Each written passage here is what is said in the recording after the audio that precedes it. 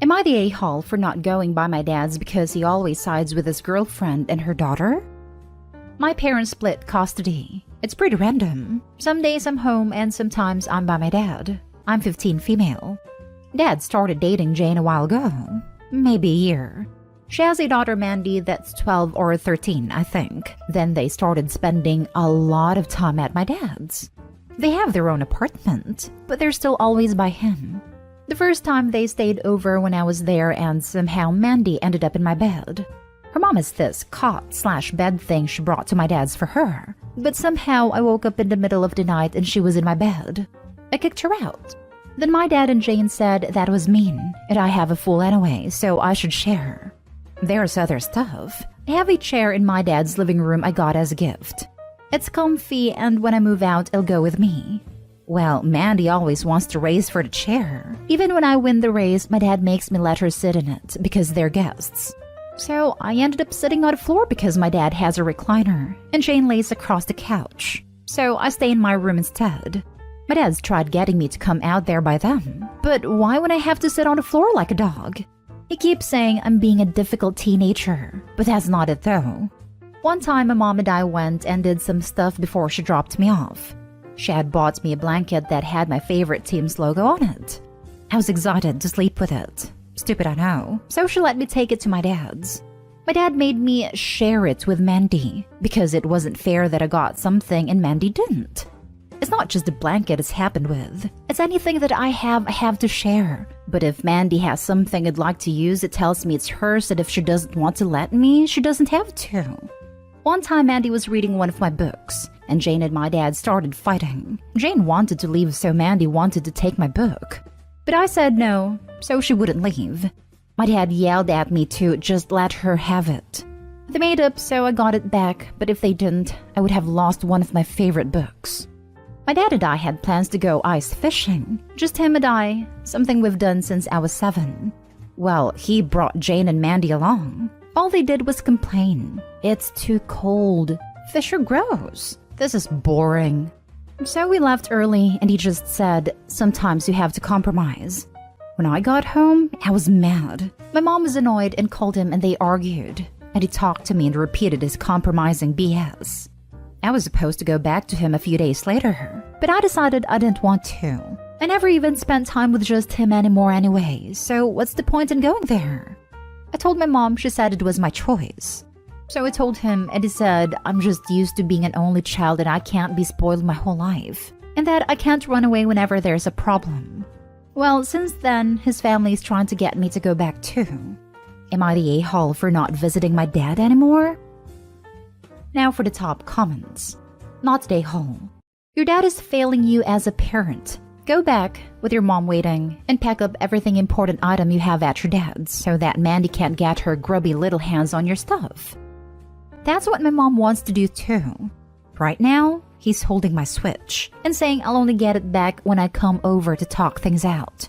He didn't buy it either. I did. Your father is displaying absolutely disgusting behavior. I am so sorry for you. You shouldn't have to deal with this. Would you be open to going over to talk? To make it seem like you're cooperating so you can get your stuff back. Like go over, talk, get the Switch back, and suddenly pack any other important item that he could hold over you. Then get your mom to pick you up. Huh, no. I'm sure he'd include Jane and Mandy in that talk. Similar stuff has happened before this. He blames me because my cousins don't like Mandy because I don't like her, so they won't either. He has had talks with me before with them literally right there. I can't tell him that I don't want them around when they are right there, as that's kinda rude. If I were you, I'd insist that if they're present, your mom is too. You need a grown advocate who will call out adults on their BS, so that your perspective isn't trampled over as just being a difficult teen. I like this idea. Thanks. Not the a-hole at all. Your dad is prioritizing his new girlfriend and her daughter over your needs and wants. Mandy wants something, she gets it. Your chair, Mandy gets it. Your book, Mandy gets it. Your new blanket, Mandy gets it. Your dad and Jane enable the behavior, and your dad's choices have shown you he doesn't prioritize your relationship with him. I wouldn't want to go somewhere where I am made to feel like a second-class citizen. When your dad asks why you don't want to go over anymore, send him exactly what you have written here. I am so glad your mom supports you and stands up for you. Best of luck, OP. This was my situation with my dad and his wife and her daughter. My dad's wife had made it so bad that 15 years later I have no relationship with him. I couldn't even make a sandwich without having to give it to my stepsister. Run, kid. Next story. Am I the a-hole for telling my stepsister that we're not friends and putting my mom in a catch-22? My 17 female mom moved her fiancé in last year. Not really a fan of the guy, but my dad lives overseas, and my mom cried and kicked up a fuss when I floated the idea of going to live with him. So she promised that if I stayed, my stepdad would have no say over me, and I just had to be polite. Fair. He has 2 daughters, May 17 female and June 15 female. June is fine, we vibe. May's in my grade at school, and the best way to describe her is you'd grown a little if you were told to do a group project with her. She's awkward, not very good in school, and really sensitive about everything. She doesn't have any friends that I know of. So when our parents started talking marriage, May latched onto me like a freaking lamprey, and I can't seem to get her off my back. Before they moved in, I could mostly avoid her at school. She's in lower level classes than me. She kept trying to add and message me on SM, and I just didn't respond. Now that they've moved in, she's just always there, trying to be involved with everything I do, talking my ear off and getting in the way. I train a lot every day for my sports, and since she's not in a very good shape, the parents suggested she go to the gym with me since she expressed an interest. She pestered me the whole time about how to use the equipment and was totally worn out and ready to go when I was only a fourth the way done. I finally had it last weekend when I had a friend over after training to game for a bit, and May invited herself into my room with us without asking. I told her we didn't invite her to hang out and to leave, that she was being rude. She started crying and complained to her dad, who came in and told us to let her play. I reminded him that he can't tell me to do anything for my mom, and to take it up with her, which pissed him off. Later, we all had heavy talk and he said I was bullying May, but I told him that May is the one who inserts herself where she's not invited nor wanted. She's not my friend and she's not going to be, so I'd rather she butt out for the few months left until I leave home. My mom is upset because she's in the middle, and stepdad is making noises about breaking up if she doesn't discipline me.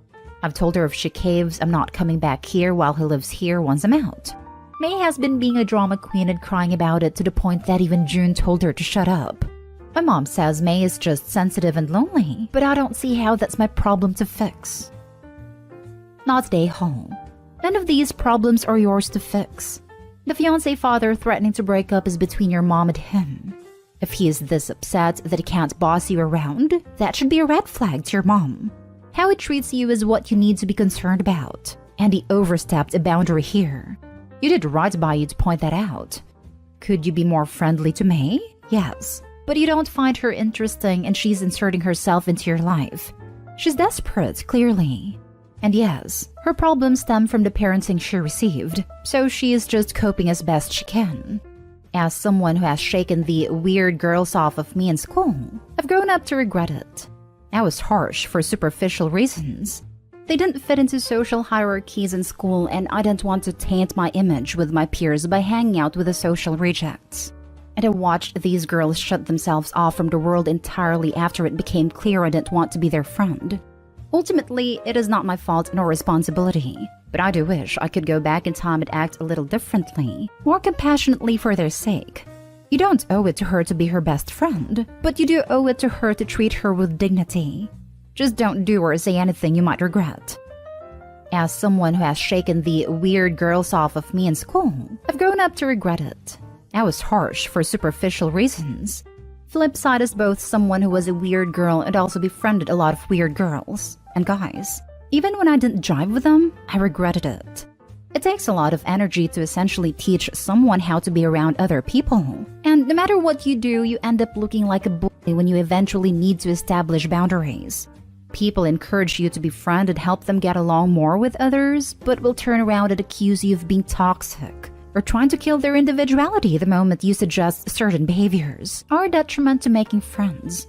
This girl is already boundary stomping when OP is making it clear they're not friends and that she doesn't want to be around her. It would be even worse if she tried to pretend they got along.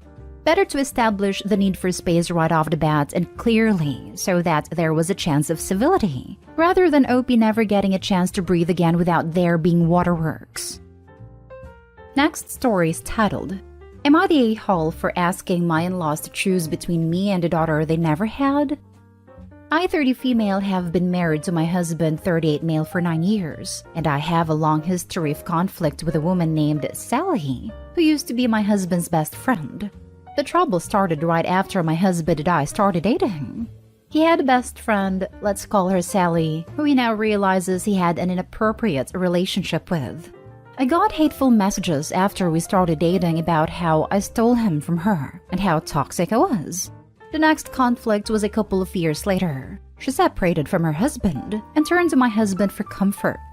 In the end, I found out after we moved back to the area, she was lying to us about everything she said happened that ended her marriage, and I confronted her saying I didn't appreciate being lied to. Sally started telling people that I was in love with her ex-husband, and that is why I took his side with everything. That was the final straw for me. I went to mother-in-law and put down a boundary that I wanted no contact with Sally. Eventually, after about a year of minimal contact had passed, my mother-in-law started pressuring me to let things go and start attending family functions again when Sally was going to be there. I told my mother-in-law that I would be willing to attend events where Sally was likely to be, but I would not socialize with Sally. As soon as that happened, I can only assume my mother-in-law told Sally about the change, because she started reaching out to my husband saying, I miss our friendship that we used to have. Recently, I received an anonymous email saying some really harsh things. I assumed this was some random person trolling me, but we looked up the IP address and it came from the area Sally lives. The email referenced my private Facebook group, my first and middle name, and was from her area. She is the only person who I have ever had this kind of a hateful situation with, so I can only assume it was from her. I decided to have a conversation with my mother-in-law and father-in-law about going zero contact with Sally, not even accidental contact, and it went terribly. It ended up with us basically telling my in-laws that they needed to decide who they wanted at a family function and tell the other party that they could not come. My mother-in-law insisted again that she wished my husband could just be friends with Sally again even if I wanted to stay away from her, and that it would fix all the problems that has been happening. I reminded her again about all the things Sally had said to me, and my mother-in-law said she still didn't believe it was true, and kept saying Sally's like a daughter to us. She's family, and she would never do those things. My father-in-law refuses to even participate in these conversations. He just gets up and walks away because he refuses to hear a bad word about Sally. I am left wondering, am I the a-hole here? Now for the comments. Not the a-hole. Time for some hard boundaries with your in-laws. Info. Where is your husband in all of this? He likes to avoid conflict, so for a long time he was staying out of it. But ever since she tried to start a rumor about me being in love with her ex-husband, he is done with her. I had to cut that out to make the post short enough. From what I understand is that Sally's connection to the family is your husband, and since he doesn't want any type of relationship with her, why is she still invited to any family function? It would be a different situation if the mother-in-law invites her one-on-one, but why keep inviting her to family events and make her own son and his wife uncomfortable? Her parents are my in-laws' best friends, and she grew up being close to their family. I grew up close to the family too, but because of our age difference, it wasn't as close as Sally's since she was besties with my husband for so long.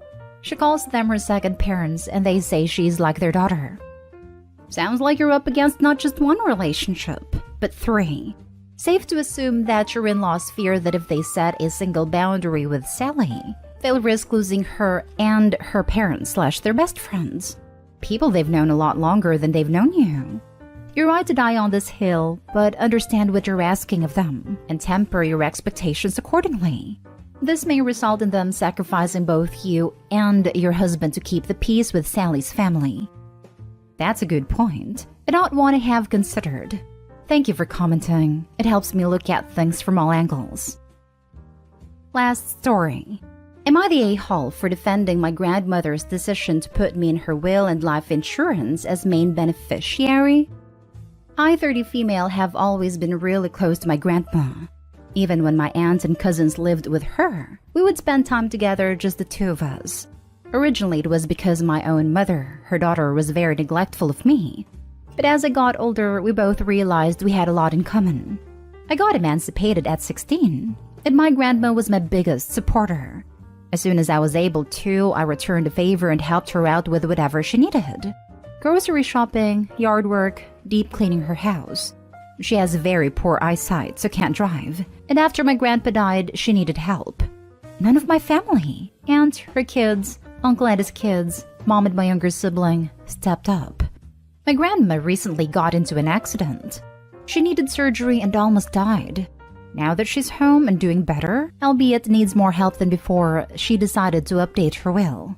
Originally, the will had half of her money and assets being split between her 3 children, another half split between me, my sibling, and my 4 cousins. She changed it to me and my children receiving about 80%, and the rest of the family splitting the remaining 20%. Obviously, my family's pissed. My mom and me just recently started repairing our relationship, and now she's refusing to talk to me. My aunt calls me daily and accuses me of manipulating a frail old woman, and even went as far as making a report to Adult Protective Services, saying I'm stealing. I defend myself, saying Grandma changed her will and life insurance while of sound mind, and that is her choice. Am I the a-hole? Edit. I wanted to add, I recently got a settlement of child support from my bio father, and my family thinks that I stole that money from my mother. And both this situation and that one proves that I'm manipulating my family for money. I got the child support instead of my mother because I was neglected, and then in and out of foster care before getting emancipated. Grandma was the only person who advocated for me, but couldn't take me in as a child because of her health. Not stay home. It's clear why she has changed her will.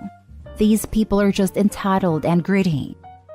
Agreed, not stay home. Maybe your grandma could talk to a lawyer and write something about why she chose to leave that amount to you. Not stay home. The child support was always going to be for you being the child in question. Your grandmother will do what she wants. They might contest the will later, but there's nothing you can do about that. I wouldn't argue with them or engage in any kind of discussion with them over this. Talking with them about it at this point can only work against you. Not stay home. She's an adult of sound mind, like you say. You've also worked hard on helping her, and it sounds like you've done that for years. Your mother wants a big payout without doing any of the help. Your grandma isn't letting her get away with that. You haven't done anything wrong, so you're not stay home. My grandma was going to cut my mom out completely, but feels guilty because she feels responsible for how my mom turned out since she raised her. Leaving a small amount for the rest of the family is a smart move. If she left nothing, they could contest it. Enjoy your time with your grandma and cut everything else off. They sound abusive and toxic.